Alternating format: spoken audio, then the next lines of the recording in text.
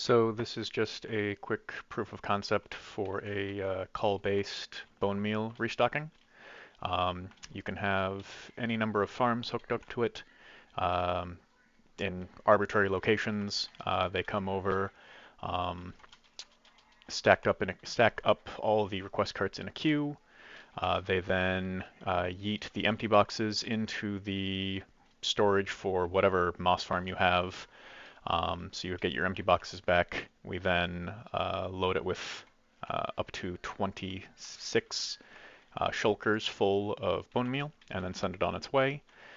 The way we validate which farm it is going to is we just have a single item in the chest minecart that acts as kind of a key, and we can kind of see it in action. So here's, for example, a spruce farm. It's been going along, and it builds up enough shulker boxes that or it runs out of bone meal, so it requests more bone meal. So it sends us up, and it sets up with our one key item along with all the empty boxes. Oop, that was just me in the way.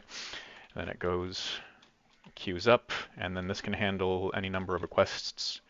It unloads the old boxes, it gets your key item back. It doesn't need to be in the first slot on the return trip, and it loads up to 26 more just for speed. I had it configured to a few less.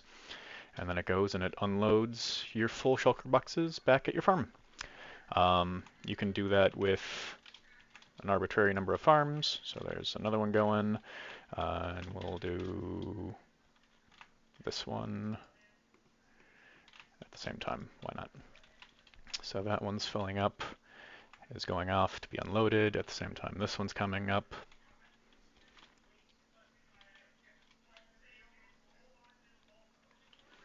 And that one's paused there while this one loads up.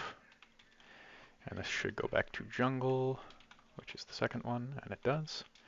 Meanwhile, this one is loading. And it should be acacia. There we go. Okay. I don't think we can have a single line for call and return.